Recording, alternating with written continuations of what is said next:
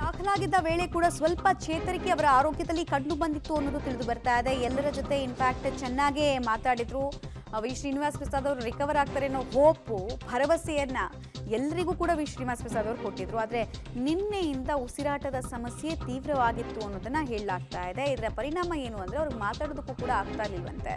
So pen ಪೇಪರನ್ನ ಕುಟುಂಬಸ್ಥರು ಏನಾದರೂ ಹೇಳಬೇಕು ಅಂತಾದ್ರೆ ಬರೀರಿ ಅಂತ ಕೊಟ್ಟಿದ್ರಂತೆ. ಈ ವೇಳೆ ಪೇಪರ್ನಲ್ಲಿ ಕಾಫಿ ಅಂತ ಸಂಸದರು ಬರೆದು ಕೊಟ್ಟಿದ್ದು ಕೊನೆಯ ಅಕ್ಷರಗಳು, ಅವರ ಹಸ್ತಾಕ್ಷರಗಳು ದಾಖಲಾಗಿದೆ ನೋಡಿ, ಕಾಫಿ ಅಂತ ಹೇಳಿ. 2 ಗುಟುಕು ಕಾಫಿಯನ್ನು ಕೂಡ ವಿ ಶ್ರೀನಿವಾಸ್ ಪ್ರಸಾದ್ ಅವರು ಸೇವಿಸಿದ್ರು. ಆದರೆ ಮಾತಾಡೋದಕ್ಕೆ ಬಹಳ ಪ್ರಾಬ್ಲಮ್ ಆಗ್ತಾ ಇತ್ತು. ಬಿಕಾಸ್ ಅವರಿಗೆ ಮಲ್ಟಿಪಲ್ ಕೋಮಾರ್ಬಿಡ್ ಕಂಡೀಷನ್ ಇತ್ತು. ಒಂದು ಮೂತ್ರಪಿಂಡದ ಸೋಂಕಿನಿಂದ ಅವರು ಬಳಲ್ತಾ ಇದ್ರು, ಇನ್ನೊಂದು ಹೃದಯ ಸಂಬಂಧಿ ಕಾಯಿಲೆಗೂ ಕೂಡ ಚಿಕಿತ್ಸೆಯನ್ನು ಪಡ್ಕೊಳ್ತಾ ಇದ್ರು. ಜೊತೆಗೆ ಶುಗರಲ್ಲಿ ವಿಪರೀತವಾದಂತಹ ವೇರಿಯೇಷನ್, ಅಂದರೆ ಡಯಾಬಿಟಿಕ್ ಆಗಿದ್ರು.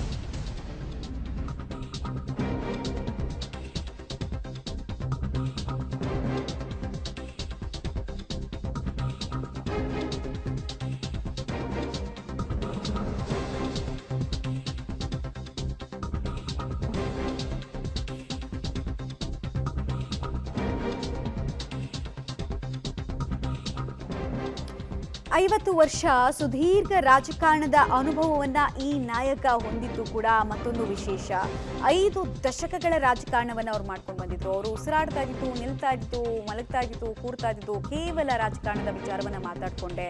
ಸದಾ ಕ್ಷೇತ್ರದ ಜನರ ಬಗ್ಗೆ ತುಡಿತಾ ಇತ್ತು ಅವರಲ್ಲಿ.